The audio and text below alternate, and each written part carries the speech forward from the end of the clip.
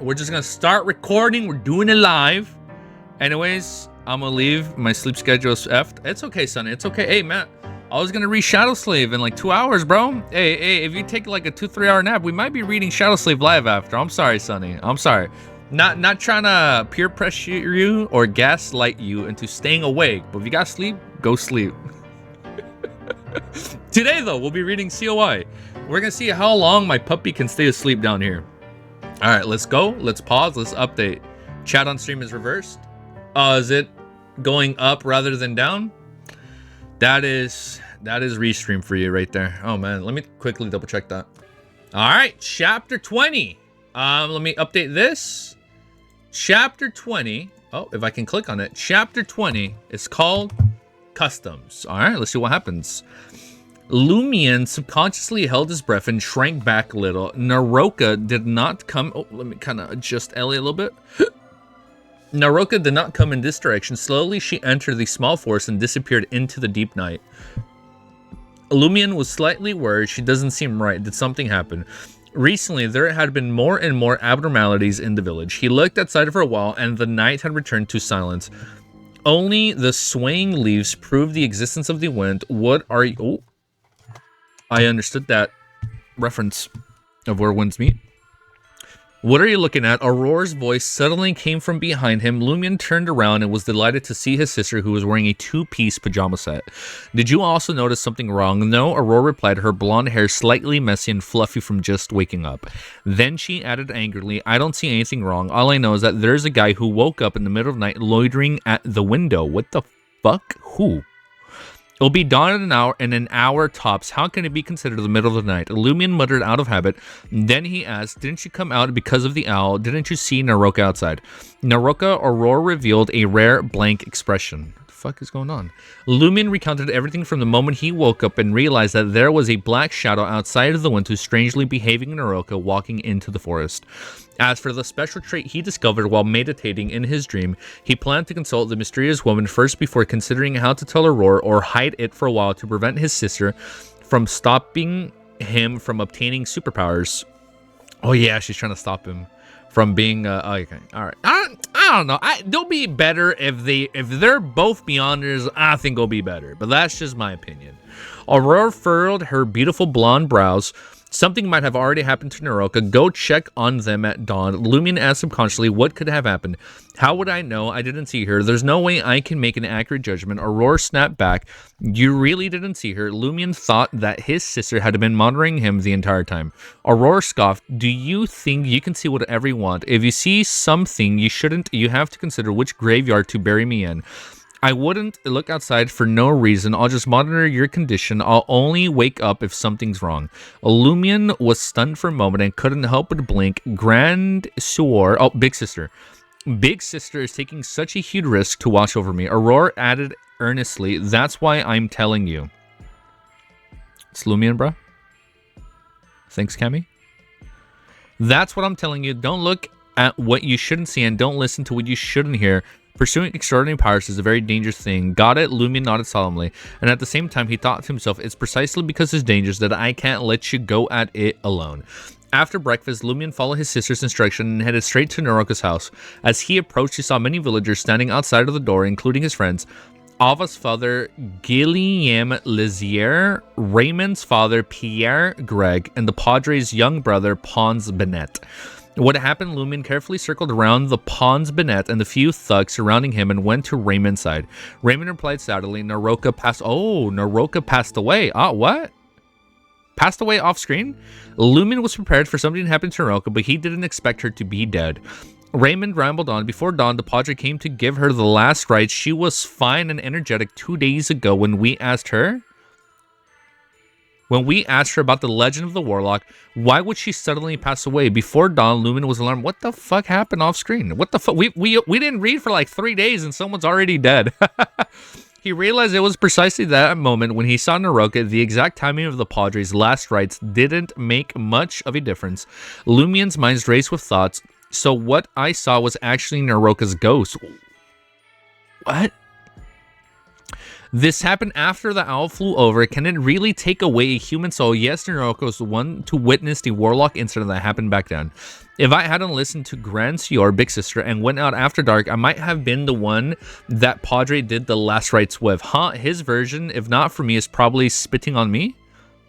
His version of it for me is probably spitting on me. Raymond didn't chat with him. He stood outside the two-story house and quietly mourned Naroka. After Lumion reigned in his thoughts, he saw Leia, Ryan, and Valentine walking over. Did something happen here?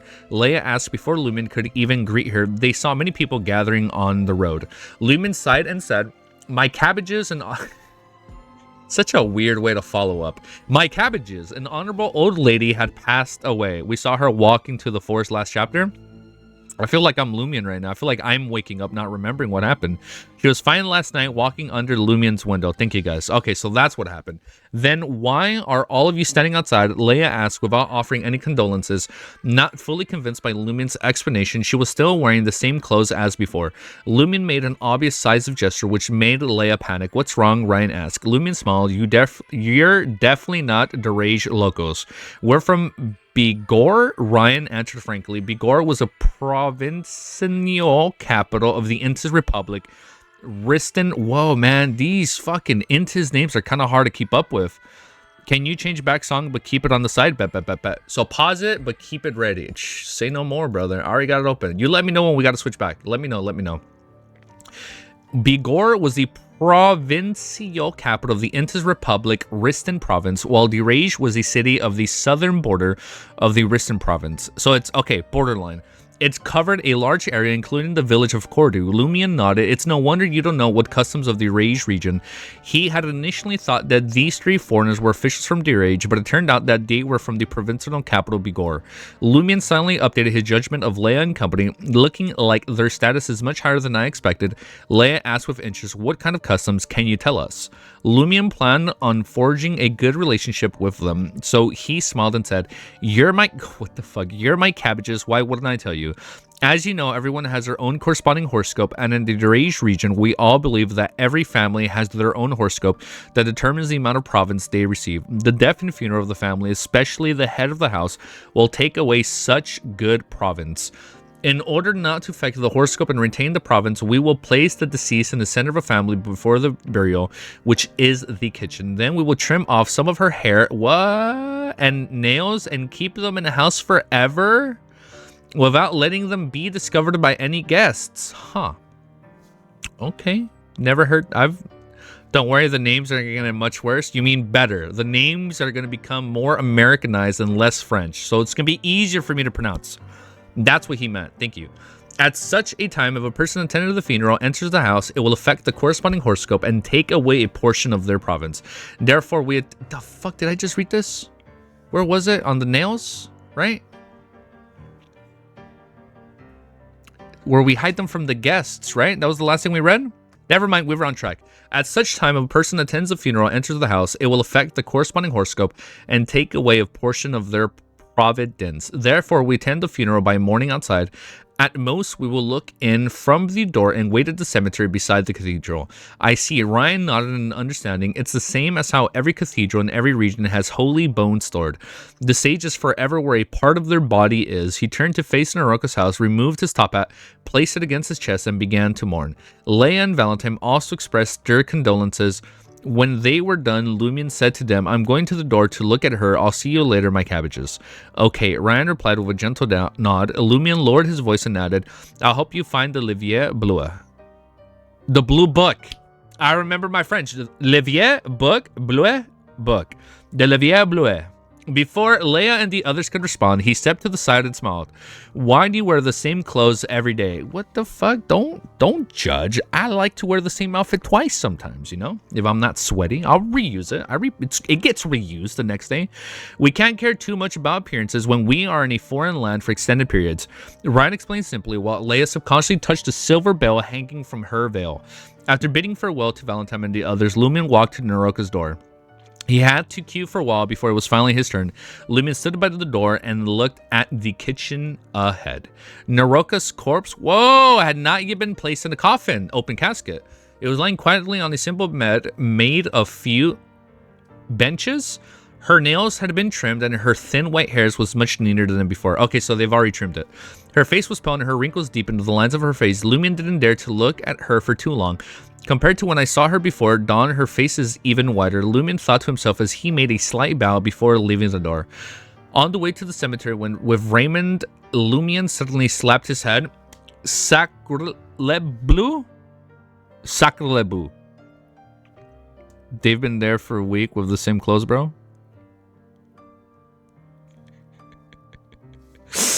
What sacrebleu? Is that supposed to be like sacrilegious, but in French? Sacrebleu. I forgot to inform Aurora. What are you waiting for? Raymond asked. Understanding the importance of keeping Aurora in the loop, Aurora did enjoy being out most of the time. She really wasn't kept in the loop if not for her brother. Lumion saw an opportunity and said, coincidentally, this place isn't far from your place. Lend me your livestream for 2 days. A few pages of mine had been gnawed away by rats, so I need to copy it. Okay, Raymond agreed. In any case, there will still be some time before the burial. Lumion returned home and hid the livestream before informing Aurora about Naroka's passing. She couldn't help but sigh. Sacre bleu means damn it. Sacre bleu. Ah, damn it.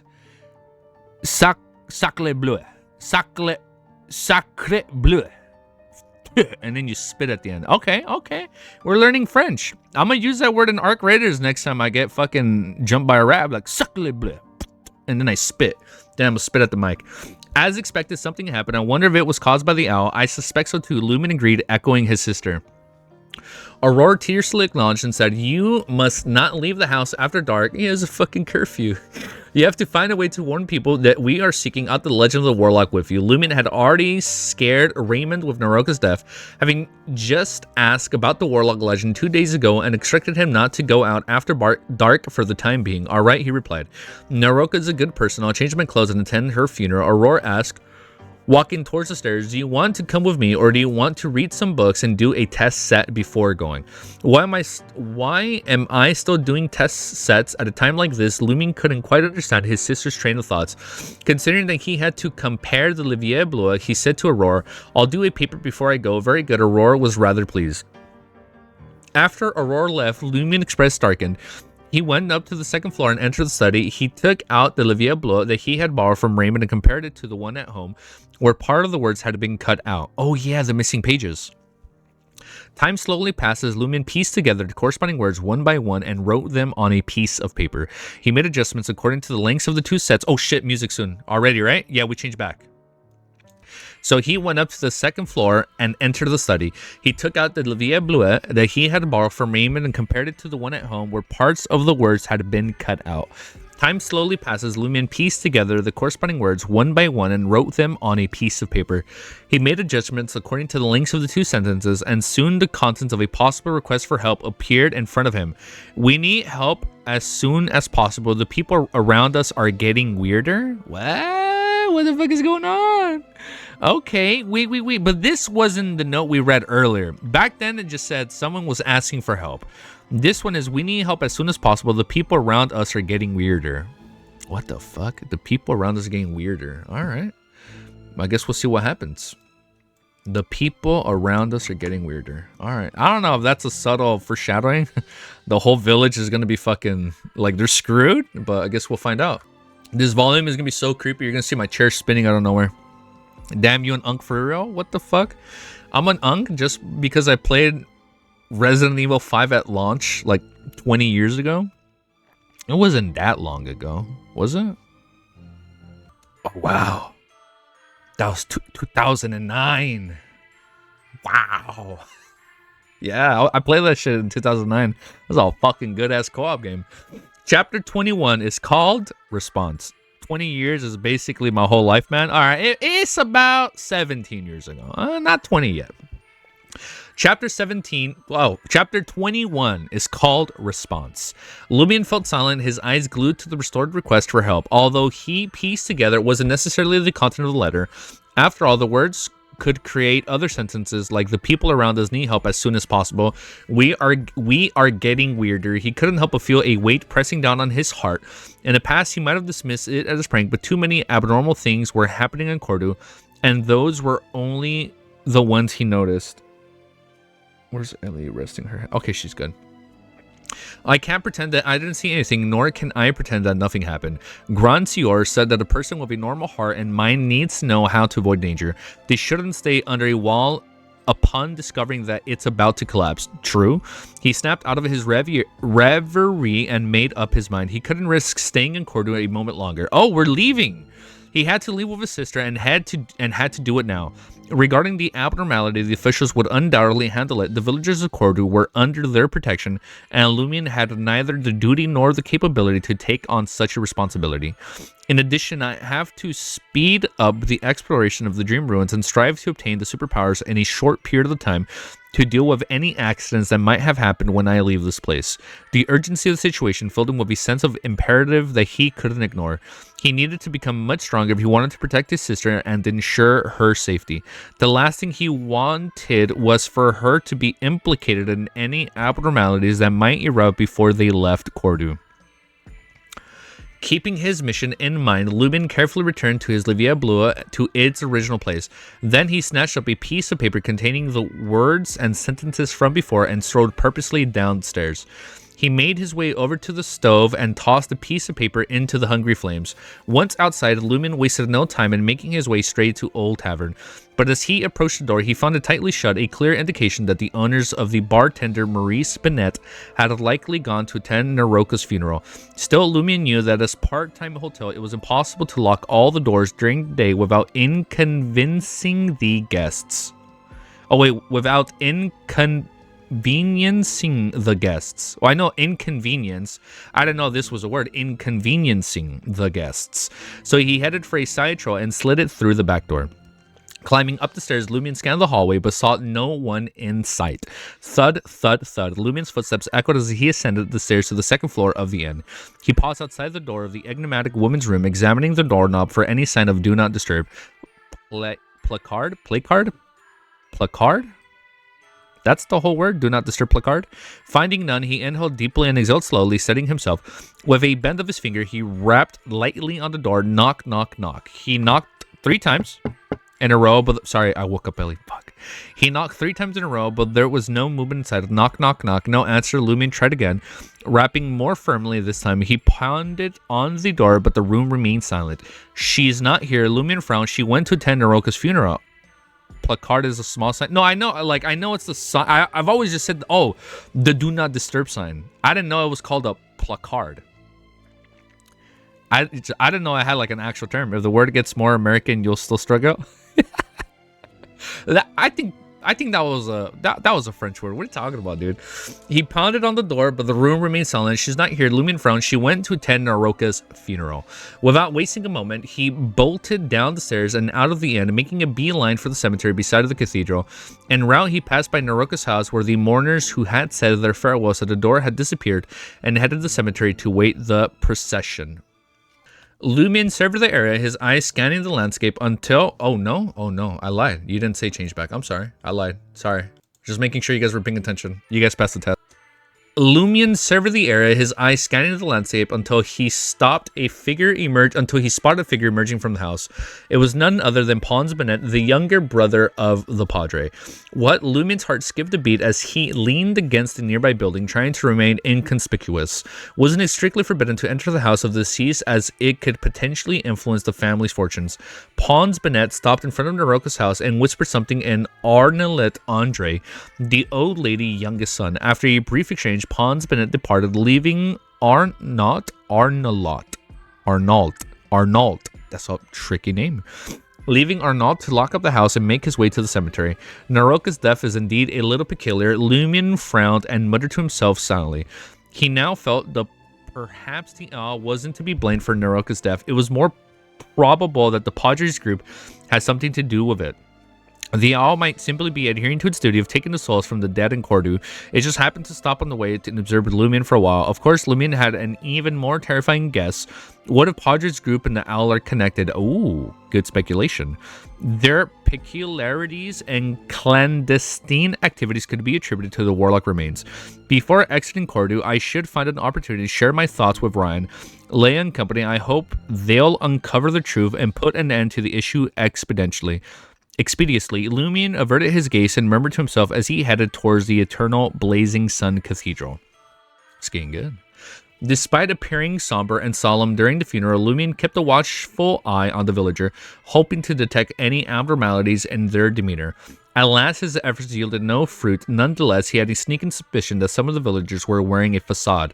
Additionally, the enigmatic woman who was bestowed upon him with a tarot card was nowhere to be found at the cemetery. Dude, last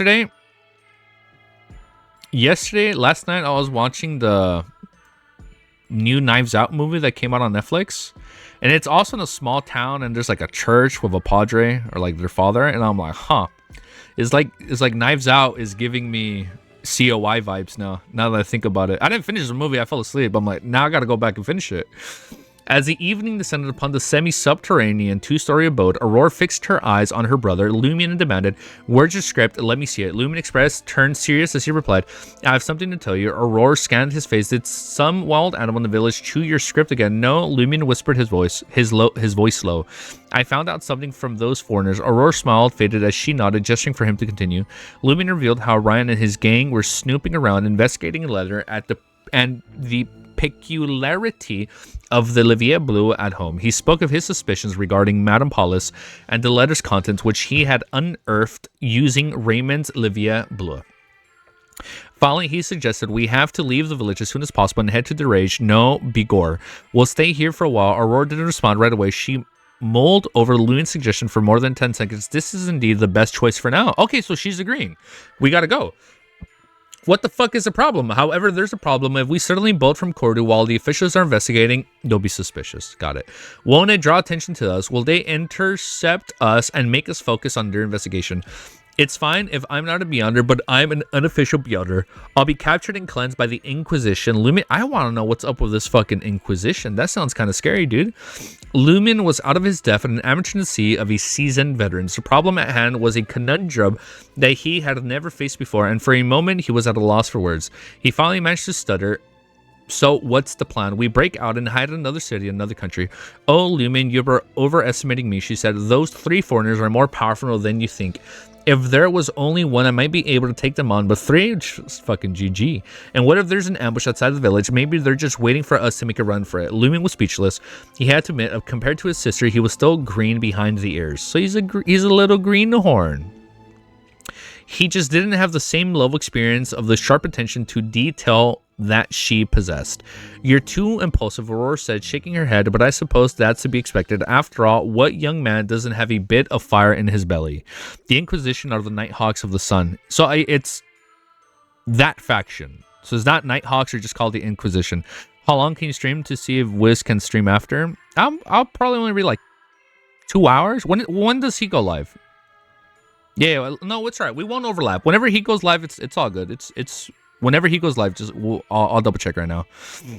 She paused for a moment. "Tomorrow morning, you're going to do me a favor. Head over to Administrator's office and help me send a telegram to Novel Weekly. Ask them when their next author salon will be held." Aurora was a beloved columnist from Novel Weekly. Only the administrator and the Padre possessed a telegram machine reserved for emergency communications. The villagers could use it, but a cost in the Verdor. Oh yeah, the currency, Verdor. Aurora saw Lumin's confusion and quickly explained her plan. "Novel Weekly has been begging me to promote my work in Trier, but I've always refused, including the most recent author salon. However, if I ask them to invite me now, they'll jump at the chance and even reimburse our train tickets. Our departure will seem ordinary, and even if we're being watched, we won't be suspects. I can temporarily trick them when the time comes. As long as we don't let the abnormality corrupt us, our chances of slipping out of the Cordu are high." Lumion breathed a sigh of relief. "All right," he said. In just a few seconds, Lumion posed an intriguing question to Aurora. "Aurora, Big Sister is a Beyonder a term for people with superpowers?" "Yes." Aurora, oh, there you go. Okay, no more warlocks, just say Beyonders. "Yes," Aurora replied, choosing not to elaborate any further. However, Aurora then flashed a sly smile and said, "So you're really going to abandon your friends and flee from Cordu?" "I must have missed the part where that's my problem," Lumion snorted in response. Damn, what a badass. I like Verdu. I like Lumion. He's growing on me. Keeping his sister safe was his top priority at the moment. Aurora clicked her tongue and laughed. Oh, Lumion, you're such a delight. Say that again, would you? How many times have you said that before? And yet, every time, you either quietly offer your help or give them a pretend warning, Aurora continued. Those were trivial matters. Lumion defended himself. However, the abnormality they faced now was a real threat to his sister's safety. Okay, Aurora sighed, not wanting to argue with the kid. Let's get dinner. It's your turn to cook today. Lumion grinned tersely and headed towards the stove. What are they gonna eat, man? Just like a honey pot? The night was dark, the crimson moon obscured by the thick clouds. Oh no, I lied. They're technically not poor. Unlike how Klein and his siblings were in the beginning, right, where they didn't have that much money, so they had to eat like a lot of rye bread. No, I remember they had like an exquisite ass meal, like in the very beginning. Lumion finished washing up and lay down on the bed. A visible worry crept up in his face. Aurora's response wasn't bad, but Lumion was worried that the abnormalities in the village would erupt at any moment while they waited for Novelle's weekly reply. Lumion was desperate to increase his strength, and obtaining superpowers in the dream ruins seemed like the easiest option. However, he hadn't been able to find the lady all day and didn't have any corresponding suggestions. He was left with no choice but to try it out himself. The situation was like a knocked arrow ready to fire, and Lumion couldn't afford to hesitate. Without hesitation, Lumion composed himself and slowly drifted off to sleep. Look at that. One more chapter down. Chapter 22 is called... Did we update it? Yes. Arrangements. Chapter 22, Arrangements. Lumion awoke to the world shrouded in a faint... Oh, fuck. Here we go. Lumion awoke in the world shrouded in a faint gray fog. With practiced ease, he bounded out of the bed and rushed to the window. His gaze fell upon the mountain, a towering behemoth of the brownish red stones and reddish brown soil that loomed in the wilderness beyond. Despite its modest size, a mere 20 or 30 meters tall, the mountain seemed to stretch endlessly upwards and piercing the veil heavens themselves. Lumion found himself using the words mountain peak to describe it, so profound it was its impact on him. Beneath its massive frame, the ruins of the dilapidated structures enriched the desolate wilderness, stacked atop one another layer upon layer. Oh, lag. We're playing walls closing in, Cammy? What the fuck? Really? Oh, hell yeah, there's a fight? Okay. Alright. Let's fucking go, dude. Judging by the shot... Oh, yeah, no fucking duh. There's a shotgun-wielding monster. And remember, now he's gonna try and find a way to fight back. Judging by the shotgun-wielding monster build, I'd say it's highly skilled in both running and jumping. It also appears to possess a degree of intelligence, capable of wielding a weapon as complex as a shotgun. It has incredibly strong tracking abilities, and I can't discount the possibility that it possesses some sort of superpowers, much like Aurora. I'm gonna lower the volume down just a smidge. Just like Aurora. As Lumion focuses his mind details on the target began to surface, his initial judgment was grim. If he attempted to face the monster with a shotgun, his chance of survival was a meager 10%. Those are pretty high odds for us gacha players. If he had tried to utilize his special trait, it would only hasten his demise. His meditation was a double-edged sword. It pushed him to the brink of death, making him vulnerable to even the slightest strike from an enemy. Sneak attacks and assassinations were not viable options either. The other party possessed an uncanny ability to track his movements, rendering any attempt at stealth futile. Plus, Lumion lacked the necessary equipment to mount a ranged assault. A revolver would have been a godsend. For the past 2 days, Lumion had racked his brains trying to come up with a plan, and finally a solution presents itself: traps. He had ventured deep into the mountains with the village hunters while he mastered the art of setting up traps. Since then, Lumion had become a pro at pulling off a few practical jokes. Lumion's initial plan was to use oil as a weapon. His idea was to fill a large bucket with oil, tie a rope to a tie, and hide it somewhere high, and then what? He would throw it down? When his target approached, he would yank the rope, causing the bucket to tip over, drench the unsuspecting victims with oil. Then he would light a torch and toss it at them. Okay, that makes sense. However, after some deliberation, he gave up on the idea. On the premise that the creature had strong tracking abilities, he knew he had to overestimate its sense of smell. The smell of oil was quite obvious, and if he used other stronger smells to cover it up, he wasn't sure if the other party would react differently. The monster might even be able to distinguish even the slightest abnormalities like wild hogs. In the end, Lumion chose to dig a deep pit and plant stakes at the bottom. He knew that there was a certain problem with his plan. With the tracking abilities displayed by the monster, there's a high chance that it would discover the abnormality in advance and see through the trap. Okay, and then we can't kill it.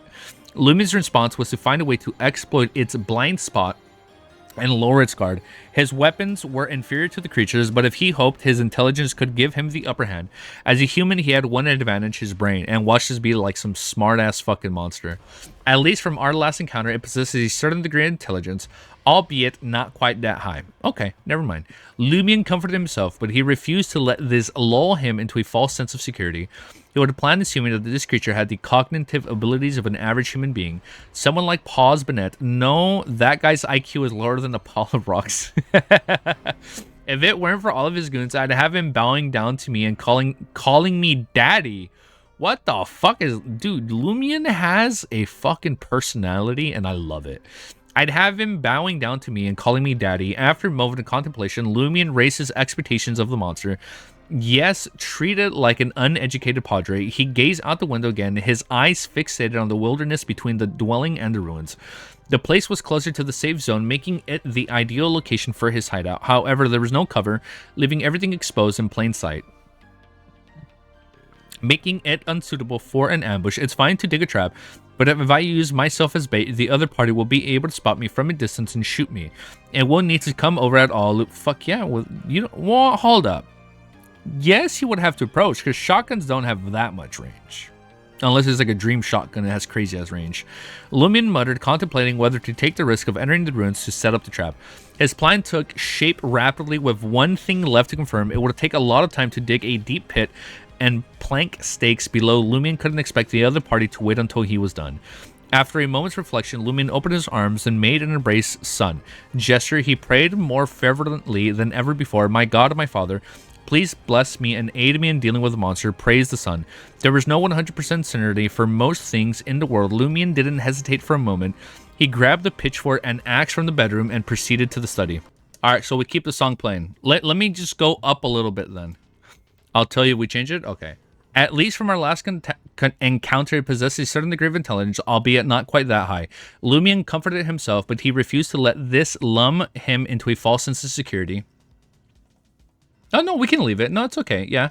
He would have planned assuming that the creature had been cognitive abilities of an average human being. I want to reread the whole thing with the Padre. No, that guy's IQ is lower than Apollo Rocks. If it weren't for all his goons, I'd have him bowing down to me, calling me daddy. After a moment of contemplation, Lumion raised his expectations of the monster. Yes, treated like an uneducated padre, he gazed out the window again, his eyes fixated on the wilderness between his dwelling and the ruins.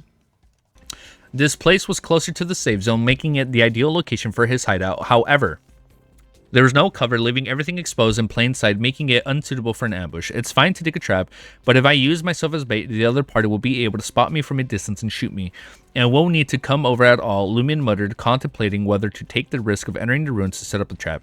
His plan took shape rapidly, with one thing left to confirm. It would take a lot of time to dig a deep pit and plant stakes below. Lumion couldn't expect that the other party will wait until he was done. After a moment's reflection, Lumion opened his arms and made an embrace the sun gesture. He prayed more fervently than ever before. My God, my Father, please bless me and aid me in dealing with the monster. Praise the sun. To think we'd get a main character and COILOTM saying praise the sun. Okay, man. I didn't think that was going to happen. There was no 100% certainty for most things in the world. Lumion didn't hesitate for a moment. He grabbed a pitchfork and axe from the bedroom and proceeded to the study. Considering the target's weapon, Lumion knew he had to switch up his protection gear. He shed his cotton cloths and lashed hard-bound books to his chest and back with rope.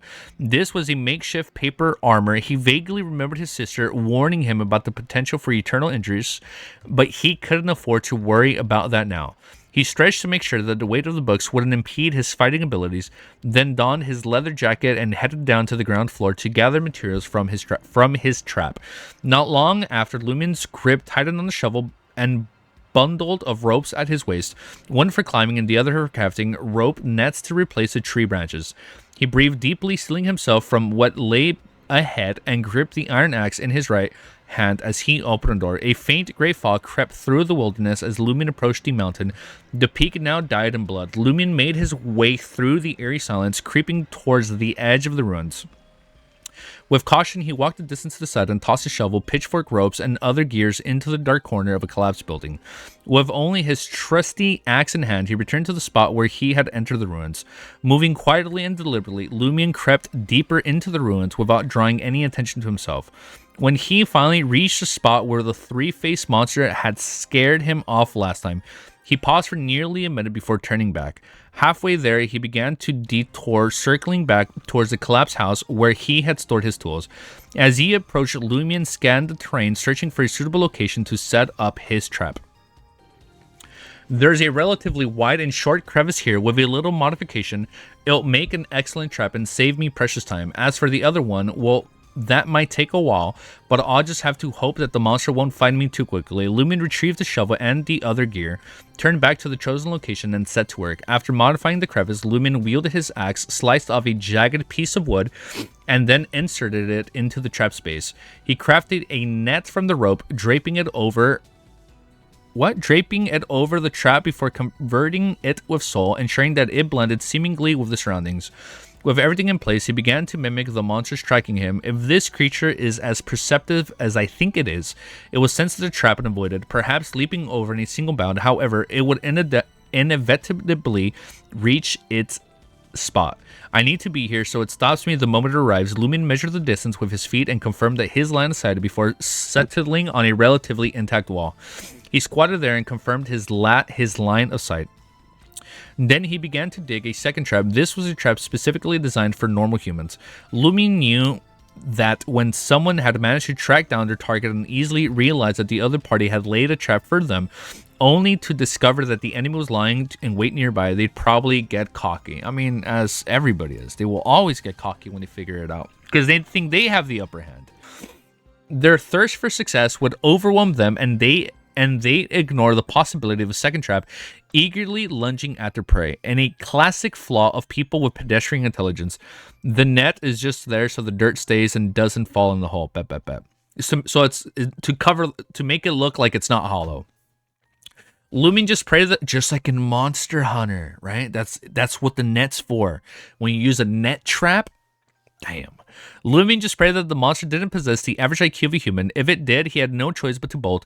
Odds were he'd be ensnared and left to die in the wild, with a slim chance of making it back to his house and hiding in the safe zone. Oh yeah, he has a safe zone like in a video game. Cordu's abnormality had forced him to make a dangerous choice. With every passing moment, Lumion grew increasingly wary. Even though he had set up the second trap, the monster with his shotgun had yet to make an appearance. The same held true with the other monsters. At last, Lumion began to relax. After stowing away his shovel and other supplies, he stood tall, spreading his arms wide, praised the sun, and he exclaimed with renewed vigor. Lumion shrank back against the wall and fell to his knees, his eyes fixated on the first trap. There was no clear line of sight on the path he took, obstructed by a collapsed building looming in his way. He waited there patiently, his heart thumped to his chest. Lumion could feel the adrenaline pumping through his veins, and sensation was unprecedented. As a vagrant, Lumion had encountered his fair share of enemies who were bigger and brawner than him, but they weren't looking to off him. At least not yet. No, I didn't lower the music. No, I think you're... No, are you tweaking? No. The music is the same right now, Cammy. No, I haven't adjusted it. Let me try and adjust without waking up my dog. But now the adversary he was up against was a monstrous creature that didn't abide by human laws or morals, and it was exponentially stronger than Lumion. Hell, it might even possess a few superpowers. If his scheme went sideways, the outcome was all but certain. Thump, thump, thump. Lumion's heart was about to leap out of his chest. Everyone wanted to live the good life. By the way, how's the music for the others? The few other people here. Can you guys hear it or not? Thump, thump, thump. Lumion's heart was about to leap out of his chest. Everyone wanted to live the good life, and Lumion was no exception. Breathe in, breathe out, breathe in, breathe out. Lumion tried to take deep breaths to steady his nerves, but it wasn't helping. So it's GG. Lumion hoped that the monster would appear sooner, though he dreaded its arrival. On the other hand, it could bring a quick resolution to the situation, regardless of whether the outcome was positive or negative. At least then he wouldn't be as anxious as he was now, almost at the point of breaking down. On the other hand, fear gripped him tightly, realizing that he couldn't go on like this. He reminded himself, I can't burden Aurora with my fears. With that, he attempted to meditate, focusing all his energy on the task. Although it proved more challenging than before, Lumion eventually managed to outline the Crimson Sun in his mind. The mere sight of it eased his nerves somewhat. Oh my god, my feet fell asleep. I'm so sorry if I'm giggling. Ooh. Ooh, my god, my feet. Ooh. Ooh, my legs are crossed on the chair, on my computer chair. Oh my god, that tickles. Ooh, sorry. Immersion breaking. I'm so sorry. The mere sight of it eased his nerves somewhat, yet he still trembled with fear. Suddenly, he heard a faint rustling sound. It was as if a shepherd was approaching quietly through a nearby pasture, hiding from the view. Did someone say shepherd? Oh, favorite, best pathway in all of LTM. Was that a shepherd reference? Okay, man, let's fucking keep reading. Wait, hold up. Not. I know it's not a Beyonder.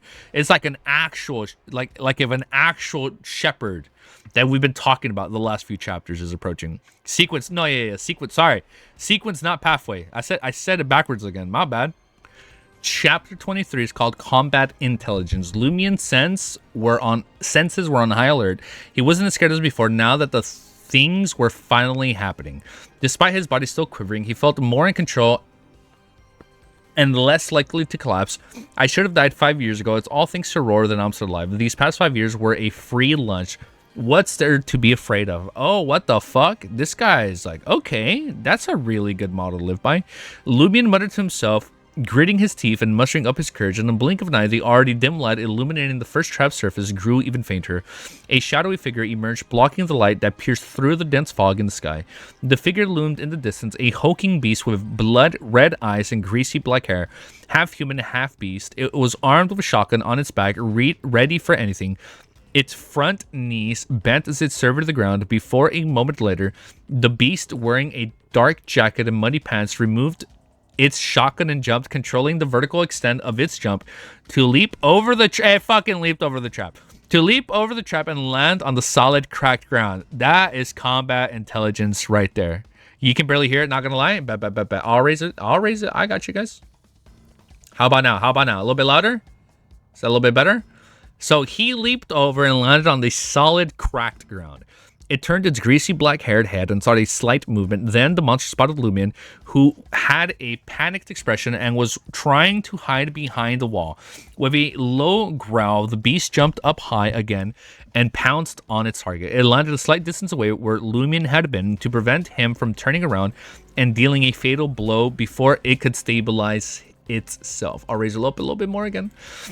Lumion fumbled his way around the wall, disappearing from view. As soon as the monster landed, the soil beneath its feet gave way, and it plummeted along with the dirt and rope, net, and a deep pit that had suddenly appeared. Thud! Oh, we got it. Okay, we got it. Thud. The sound of something heavy crashing to the ground echoed through the abandoned building, accompanied by a screech resembling that of a rat. Lumion, who had concealed himself behind the wall, couldn't suppress the throw surging through him. Upon witnessing the sight, the first step had been accomplished. With most of the fear evaporating, he seized the pitchfork by his side and dashed towards the trap. He's gonna fucking stab him. The skinless monster, formidable tenacity, had left an indelible impression on Lumion. Moreover, his quarry had a shotgun, so he refrained from exposing himself above the deep hole. Instead, he aimed a pitchfork from the distance and thrust it into the pit. In a sudden turn of events, the pitchfork plunged and halted abruptly. Did he stop it? Immediately, an intense force reverberated through the pitchfork, yanking Lumion into the trap with brute force. Fucking pulled him down. Caught off guard, Lumion tumbled forward. He didn't bother inspecting the pit's bottom. Discarding the pitchfork, he spun around and lunged towards the still standing wall. Bang. The impact hit Lumion like a freight train, locking him off his feet. Blood with a distance of metallic taste surged up his throat. The fuck? With a thud, he hit the ground, stumbling a few times before he regained his footing. In the same instant, he caught sight of the monstrous creature, part human, part beast. Lumion is getting rolled with prep time. Where's my goat Klein? Dude, he will come out eventually. I know it. He's gonna wake up at some point in this series, and it's gonna be like fucking legendary. I can feel it. Klein is gonna be the Azik of this series. Like he's gonna come out subtly and kind of sporadic, but when he does, ooh, it's gonna be beautiful. part human, part beast, emerging from the deep pit. It held a single-barrel shotgun in its hand, its body torn apart, revealing a grotesque display of wounds. A sickening mixture of dark red and pale yellow liquid poured out as its insides spilled out. Despite being badly injured by Lumien's trap, the creature has not lost its ability to fight. As it tumbled into the pit, it managed to control its body just enough to avoid a fatal blow. The creature's legs and arms were also still functional, allowing it to break free from the trap. Without a moment's hesitation, Lumien bolted from the ruins nearby. It wasn't a spontaneous decision. He had a plan in mind. He knew that there was a chance to trap and wouldn't completely incapacitate the monster, leaving it with enough strength to fight back. In the event that the trap failed, Lumien's contingency plan was to use the environment to his advantage. He'd play a game of cat and mouse, buying time for the beast to succumb to its wound. Its reaction time and strength would weaken considerably, and Lumien could strike when the opportunity presented itself. Bang! Another shot rang out, followed by the sound of the soul splattering. Oh, so they shot down. Okay. Followed by the sound of the soul splattering as it led to the appeared in the spot where Lumien had been standing. He quickly took cover behind a half-collapsed wall and crawled on all four to the side of the ruins. Suddenly, he heard the sound of the wind blowing in the air. The monster had just jumped over. Okay? Lumien swiftly pivoted and crawled back behind the half-collapsed wall behind through a gap.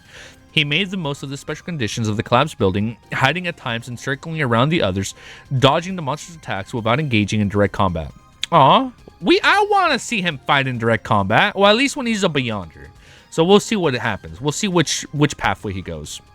We'll see his sequence. I'm excited to see what, like, sequence 0 he becomes or whatever, dude. I mean, if we get that high with only 1,000 chapters, I assume we would, but we'll see. As the cat and mouse game continued, Lumien gradually found himself padding while the monster's running speed, jumping height, strength, and reaction speed had clearly weakened. Just a little longer. I still can't defeat it now. Lumien retracted back into his previous location, leaning against the half-collapsed wall, trying to control his urge to immediately counterattack. How do you do direct combat against a shotgun? You just run up, you grab it, and then you flip it. You've seen all those self-defense videos that you see, right? Like on Instagram, TikTok. Self-defense. Grab the gun right here and just flip it. That's what he's gonna do. Bang! Oh, never mind. It didn't work. He shot. Bang! Suddenly, he felt a massive blow to his back, sending him flying forward. The half-collapsed wall and rocks behind him exploded in a million pieces, raining... Oh, shit. Did it go through the wall? Raining down around him as he crashed to the ground. The monster hadn't chased after him, instead choosing to body slam into the obstacles in its way. The already shaky half-collapsed wall continued. The wall couldn't withstand the brunt of its full force and collapsed completely. Crimson blood gushed out of the creature's wound, pooling on the ground in the grotesque display. Despite being caught off guard, Lumien's reflexes were quick. What the fuck? And he gets back up. He rolled out of harm's way and sought cover behind a pile of rubble. Wow, this dude is like... Right away, he's more combat-oriented than Klein, right? Well, I mean, we never really saw Klein fight before he became a Beyonder, but still, this is already impressive as fuck. The monster shotgun blast missed him by a hair's breadth. Having slammed into the wall, monster struggled to regain its footing. It fumbled with a cloth bag strapped to its waist, only to find it empty. With a snarl, it hurled the shotgun inside and lunged at Lumien. Lumien had already darted to a new hiding spot for a continued game of cat and mouse. Of course, he couldn't keep up this game forever. The monster might slip away as if he waited too long, and the noise could attract others of its kind. As he circled around the area, he noticed that the monster seemed to be slowing down. Here's the chance. With a quick decision, Lumien pretended to make an escape. And she woke up, Ellie's awake. With a quick decision, Lumien pretended to make an escape towards a collapsed building. Once there... Ooh, fucking... I think Ellie farted. Ooh. God damn. Once there, he stood firm, drew his axe from his back, and... Wow, Ellie, what the... Fuck, man, this shit smells like eggs. Ugh. Once there, he stood firm, drew his axe from his back, and took a moment to catch his breath. And a flash, the monster rounded the corner and stood in front of Lumien. Without hesitation, Lumien raised his axe and charged forward. He stepped towards the creature, turning his body sideways and lowering his shoulder. He planned to body slam the monster, a move his sister had taught him, and then slash at its neck. Dude, I can't wait to see her fight. Living the Streets do that to you? Yeah, I mean, he's already good, dude. Bam. Lumion took a step forward, leaning his body against the monster's chest, but the creature didn't budge. Lumion was surprised by its unyielding stance. He tried to push harder, but the monster remained like a thick wall. What? Lumion's heart tightened, and he bounced back. He was about to pounce to the ground and tried to escape the monster's attack range. In a flash, the monster lunged forward and clutched Lumion's neck in a death grip. It didn't look like it was having trouble moving at all. Lumion gasped as a shock, and he was hoisted into the air. His neck throbbing with pain, sacre bleu. Oh, damn it, sacre bleu. I've been tricked, he exclaimed, his mind reeling. A creaking sound filled the air, and the world spun around him, making its head swim. His axe had missed his target and was now knocked off the side. Lumion finally realized that he had been outsmarted by the monster. And how the fuck do we get out of this, dude? Despite being in dire straits, the creature had enough strength to fight. It had cunningly faked weaknesses, luring him into attacking instead of staying hidden. Lumion had underestimated its combat intelligence, and now he found himself in a desperate situation. The monster was clearly at the end of its rope, as evidenced by its I know it's evidenced, but as evidenced by its inability to snap Lumion's neck. But this was just a temporary respite. The creature still had enough energy left to finish the job. As his neck threatened to snap and his breathing grew more ragged, Lumion felt his mind beginning to go blank. Oh shit, he went blank. As Lumion tethered on the brink of death, the lady's words suddenly resurfaced in his mind. She wanted him to use what's special about him in a dream. Special traits. What the fuck is it going to be? His thoughts were nearly blank, and he quickly seized the opportunity to meditate. The red sun instantly appeared in his mind. What the fuck? And it burns him? Unlike his previous attempts at meditation to calm his emotions, where the sun disappeared as soon as it was formed, this time he focused on keeping its existence. Suddenly, a voice from above, infinitely high, pierced his skull. The pain was excruciating, and Lumion felt as though his heart might burst from his chest. He forgot about the monster's vice grip. Suddenly, he fell to the ground with a... Whoa, I skipped a sentence. He forgot about the monster's vice grip. Yo, what's up? About the monster's vice grip on his neck and the fact that he was struggling to breathe. Suddenly, he fell to the ground with a sickening thud. The strange sound and his accompanied his meditation disappeared, but the pain remained and almost unbearable. He was unable to take stock of his surroundings or even assess the damage done to his body. After an unknown amount of time, the near-death situation subsided. Yo, what's up? Lumion didn't bother checking his neck. Instead, he placed his hands on the ground and lifted his head. The beast was squatting nearby, half human and half beast, with its head dropping and its arms outstretched in front of him. Lumion noticed its wound still seeping and its blood mixed with a yellow liquid, and the creature's body quivered uncontrollably. What's wrong with it? Was it scared silly by the specialness I displayed?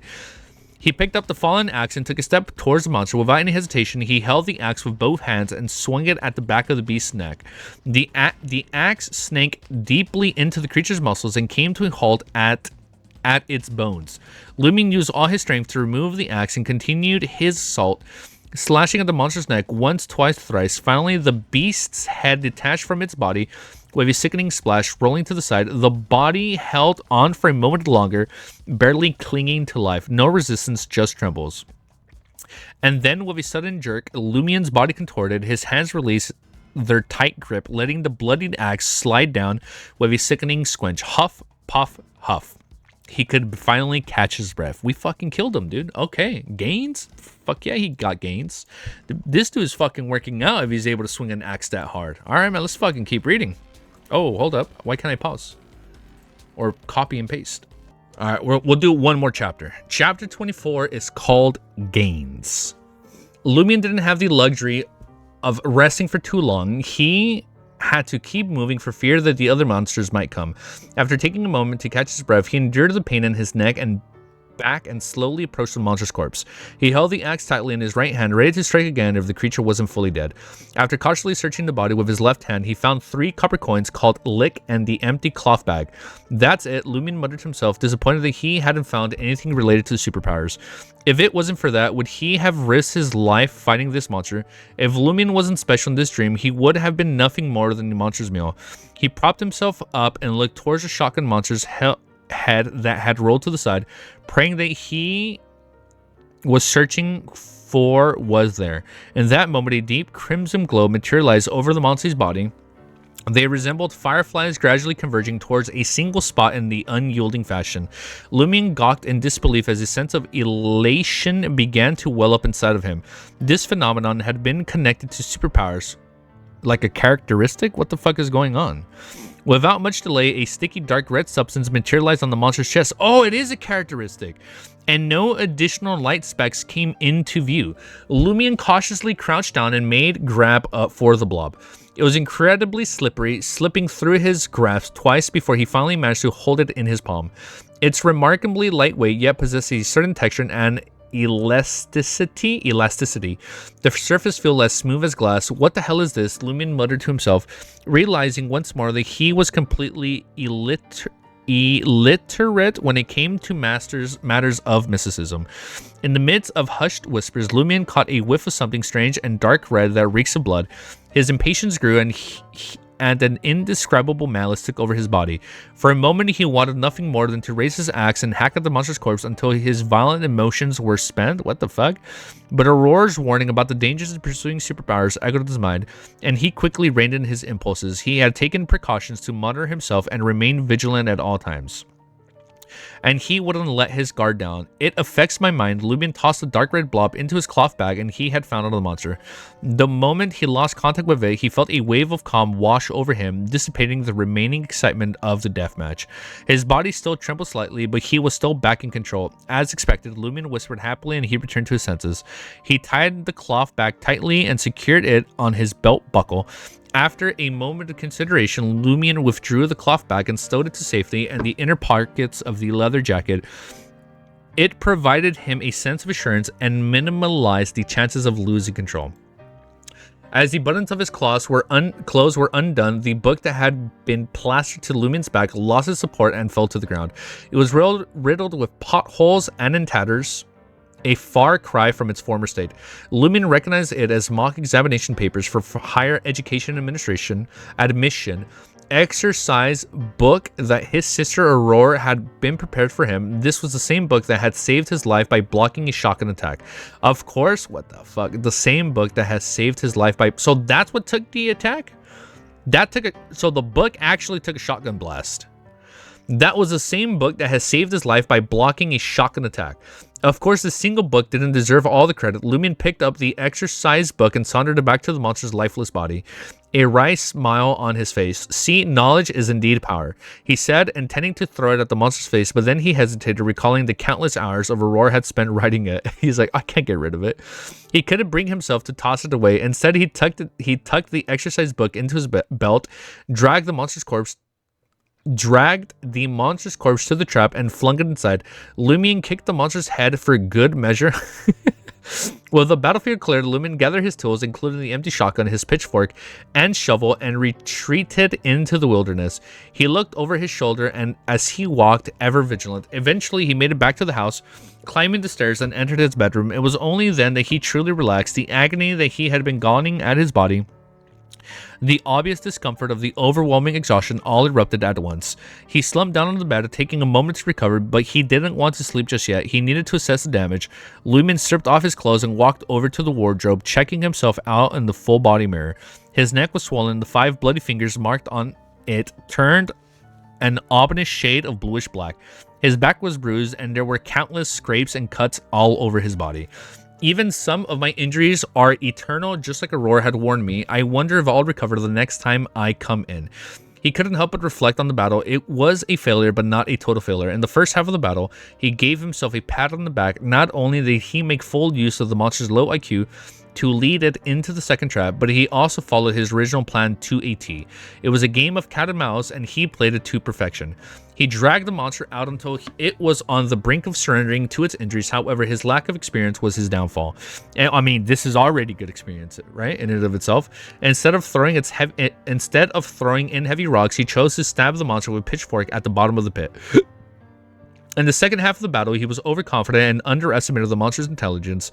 His insufficient combat experience made him fall into the monster's trap, which almost got him killed. The performance would have been a disaster. Thankfully, his earlier successes had punched the monster to its limit, and it wouldn't kill him quickly enough. This gave him a chance to complete his meditation and summon his special traits. Before the battle, Lumion had not expected the special trait to have such a powerful effect. It caused the monster to descend into the uncontrollable fear, one so unbreakable despite suffering attacks.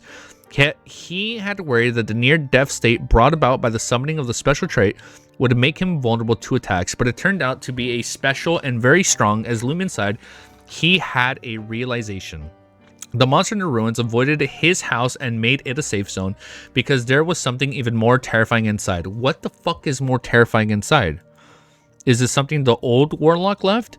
It could be that the owner of the mysterious voice he had heard when he had summoned the special trait. Lumion guesses he thought his subconscious urged him to search every corner of the house for the terrifying thing, but he quickly dismissed the idea, provoking the being that even made the shotgun-wielding monster was helpless against was not an option. For now, all was calm and peaceful, and it was best to keep it that way. He had to maintain the current state of the safe zone and not uncover the shroud. Each passing day was a day. Each passing day was a day, and as far as the dangers that may lie ahead, he would face them when the time came. Not until then, not until I become a Beyonder and gain significant powers. Lumion cast his gaze at the cloth bag in his left hand. Even as Lumion examined his injuries in the mirror, shirtless, he refused to let go of the source of superpowers. He had worked too hard to obtain it. How should I use the thing? He asked. Fuck it, I'll just eat it, see what happens. Opening the cloth bag and staring at the dark red blob within. The blob lay still at the bottom of the bag, its form unstable yet clearly not alive. Lumion, who knew nothing of mysticism, wondered if he should eat it, perform a ritual to merge with it, or offer it to some secret entity. He only knew of the latter two options from reading Hidden Veil. In the past, he would have only thought of one thing: eat. Lumion didn't rush to make a decision. He intended to seek counsel from the enigmatic lady at the old tavern first. He was convinced that the woman would provide him with clues on how to harness the power of the dark red sphere and gain these superhuman abilities. Lumion sensed that the other party had a reason for doing so, so despite not knowing what it was, if things didn't pan out, he would still count on his sister for help.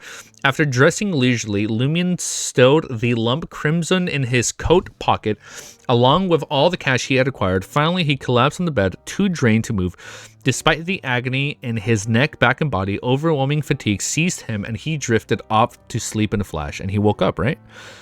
As Lumion opened his eyes, he was blinded by the sunlight that had already penetrated the curtains, illuminating the entire room. Slowly sitting up, he felt sore all over, as if he had been pummeled in a dream. I was indeed beaten up badly. The injuries in the dream really got reflected into reality, but there's an obvious level of weakening. Trying to move around, he felt his muscles aching a little, but ultimately relieved that he wasn't too affected. However, when he reached into his pockets, nothing at all. Oh man, I wonder if this time he would have been able to bring back the characteristic. Like, he wasn't able to bring back anything else, but it would have been cool if he could bring that back. Lumion failed to exit with the crimson blob. His expression became solemn, his brows knitted tightly. Lumion didn't know what to do. The crimson blob and the item that promised superpowers hadn't followed him into reality. This was different from what the mysterious woman at Old Tavern had said. Lumion gathered himself quickly, changing his clothes, and left his room. As he walked down the hall, he noticed that the door to the washroom was wide open. Aurora was facing the mirror, brushing her teeth with a serious look on her face. "Morning," Lumion greeted. "It's not early anymore. You got up late," Aurora muttered incoherently. Splat. Her blonde hair, tied back into the ponytail, flicked about as she spit out the liquid in her mouth. She turned to look at Lumion. "What did you do wrong last night? The owl is outside. How would I dare go out?" Lumion responded calmly. "That's true." Aurora dropped the topic and said, "Remember to take 5 Verdor to the administrator to send a telegram later." Lumion nodded. This was the key to their escape from Cordu, and it was something he would never forget. After breakfast, Lumion headed straight to the village square where the administrator's office was located in a 2-story building. Upon reaching the office, Lumion discovered the administrator's Boyce had yet to arrive, but the rest of the staff had already been commenced by their day's work. Lumion paid the required fee and promptly sent a telegram. After concluding his business, Lumion turned on his heels and began walking towards the old tavern. It was highly unlikely that the enigmatic woman was already up and about, but Lumion was more than happy to bide his time. His pursuit of superpowers had been a prolonged one, so a few more ticks on his clock didn't faze him. Ticks on his clock reminds me of TikTok. The old man Helge going tick-tock from Dark. Oh man, that was it. We did it. 5 chapters in an hour. It's like the good old days. Our earlier LOTM streams. Remember, we were doing like 4 to 5 chapters an hour, and then we were luckily able to do more, but then we would stutter a lot. So, you know, it was never really a win-win. It was more like of a give or take. But nonetheless, 5 chapters. All right, we are gonna wrap it up right there, at least for the read through. We're just gonna read 5 chapters, just like in the beginning, just how back then we read 5. We'll be back tomorrow on Monday for more, right?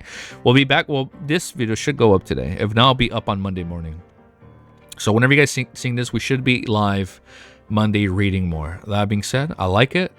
My man finally got his fucking characteristic. Now, what I wonder, if there's going to be a way where Lumion can bring his Lumion can bring items he receives in his dream world back into the real world, and that's his like actual characteristic of the red blob. But we'll see what happens. It was kind of cool though. It was like corroding his mind. He was going crazy until he put it away. Oh man, I love it. I am excited to see like what route he goes, man. I don't know, man. Like we did Seer. I need something that's like a complete 180 from a Seer, bro. Like, bro, if like he becomes a shepherd, it's fucking GG. Oh, that'd be so fucking good. Klein couldn't bring things from Grizel Travels Outside though. No, I remember that. He couldn't bring anything back. But like if we find a way for Lumion to do it, oh, chef's kiss. And then that's his characteristic. That, or it's probably gonna be the original Warlock's characteristic where their house is. Edward Frenzreer became a Beyonder in the book and didn't leave characteristics when he died out. Yeah, I remember he just disintegrated. Like, oh, you're right. I guess that would be the same for Lumion. Like Lumion wouldn't like it's technically, yeah, you're right. It's technically not a true Beyonder characteristic, right? Like just how he technically wasn't a true Beyonder in Grizel Travels. Yeah. Any guess of what pathway that characteristic is? I don't know, man. It has to be. Would it be? I don't know. I'm thinking Red Priest just because of the red blob. No. Secret Suppliant? I'm thinking Secret Suppliant maybe just because of the red blob. But I might be wrong. We'll see what happens. I mean, you guys know. But I'm excited to see what the fuck he becomes, man. I know he's not going to be a Seer. There's no shot we get another fucking Seer for 1,000 chapters. It has to be a new dude. Like, it has to be a new dude on a new pathway. But I guess we're going to have to wait and find out. We'll be reading Monday. I'm just thinking Red Blob, him going evil already. Like, he was going a little crazy when he had it. I don't know, man. I'm thinking Secret Suppliant. Seer round 2 soon, Trust? Fuck no, man. No matter how much I fucking love Seer, I do not want another 1,000 chapters of a Seer. Like, no, I can't do it. I don't want to do it. I mean, I'm gonna read it, right? But it'd be cool if Cuttlefish fucking 180. Like, dude, he's already a really different character. He's like, I'm gonna make the Padre call me daddy. He's like, yo, what the fuck? Like, he's already a lot different compared to Klein. Klein was very what's the word I'm looking for? He was he was able to pull back when he needed to, but not Lumion. He's like fucking, he'll go all out. He'll say the shit you want to say, you know? But we'll see what happens. Peace. Have an amazing day, and we'll see you guys all very, very soon. Later, guys.